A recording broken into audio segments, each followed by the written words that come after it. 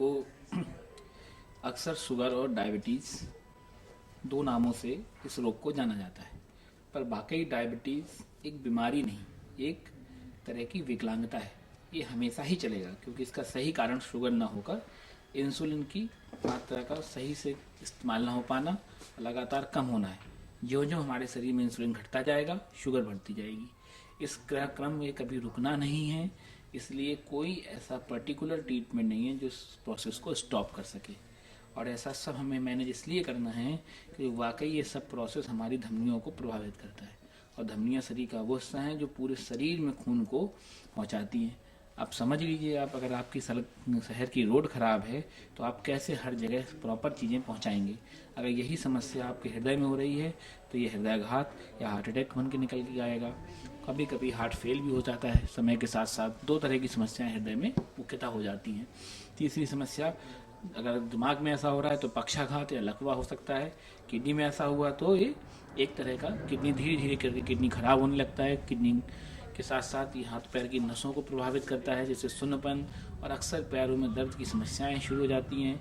कभी कभी आंखों के पर्दे में प्रॉब्लम आने लगती है, आती ही है, और धीरे धीरे करके हमारे बड़े पैर की बड़ी नसों प्रभावित होती हैं, जिससे आगे चलकर हाथ पांव काटने तक की नौबत, घाव बनने की नौबत आ जाती है।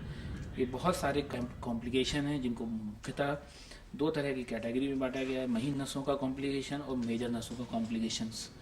और हृदयाघात एक तरह का मेजर नसों का कॉम्प्लिकेशन है। हृदय हमारे शरीर का एक बहुत महत्वपूर्ण अंग है। उसका काम है पंप की तरह, और ये जो पंप जितनी तेज़ी से खून को फेंकेगा नसों में, उतनी तेज़ी से हमारे शरीर में पहुंचता है। एज एक ऐसी प्रक्रिया है जिसके दौरान वैसे ही नसों में कोलेस्ट्रॉल जमना शुरू हो जाता है, और डायबिटीज इस प्रोसेस को इतना तेज कर देती है कि धीरे धीरे कोलेस्ट्रॉल इतना जम जाता है कि जितनी डिमांड है उतनी सप्लाई नहीं हो पाती। यही इस पूरे हृदय को प्रभावित करने का तरीका है, डिमांड एंड सप्लाई।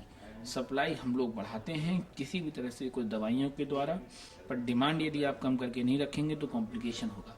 और इस प्रोसेस को सिर्फ धीमा किया जा सकता है, रोका नहीं जा सकता, वरना आज की तारीख में इस दुनिया में कोई भी ऐसा नहीं होता जो हार्ट अटैक से एक्सपायर होता है। सब महंगी महंगी दवाइयाँ खा के ठीक हो जाती है, पर आज तक ऐसा नहीं संभव है। विकसित देशों तक संभव नहीं है, तो हम सब तो विकासशील देश के लोग हैं।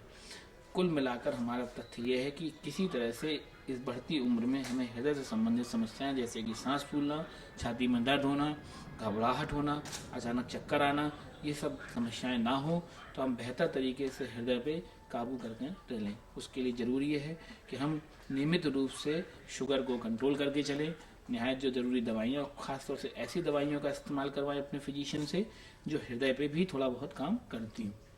कुछ ही दवाइयाँ हैं जो हृदय की धमनियों में काम कर कर डायबिटीज के साथ साथ हृदय को भी फायदा पहुंचाती है। साथ में नियमित रूप से एक्सरसाइज करें। एक्सरसाइज एकमात्र तरीका है, नेचुरल तरीका है, जिससे धमनियों में खून का संचार तेज होता है, कोलेस्ट्रॉल जमने की जो प्रोसेस है वो स्लो हो जाती है, और हम अपनी एज को मनचाहे तरीके से बढ़ा सकते हैं। नेचुरल ट्रीटमेंट है एक तरह का।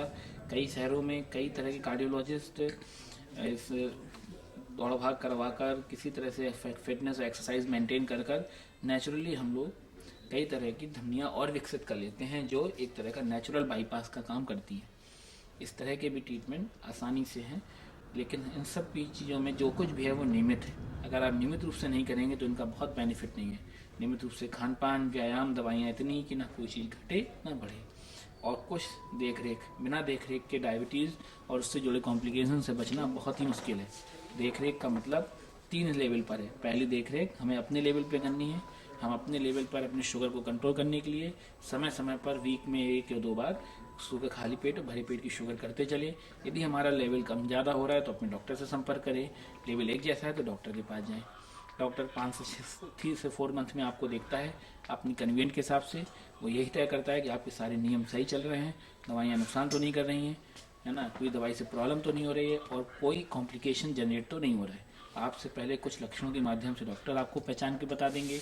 कुछ संभावना है कि हम बीच बीच में सालाना कुछ टेस्ट कराते रहें, जिससे हम अपनी डायबिटीज़ से होने वाली कॉम्प्लिकेशन को समय से पहले पहचान कर उनको टालने की लिए कोशिश कर सकते हैं। माई कॉन्सेप्ट इज़ कि ऐसी बीमारी जो हमेशा चलनी है तो बिना निगरानी के संभव नहीं है।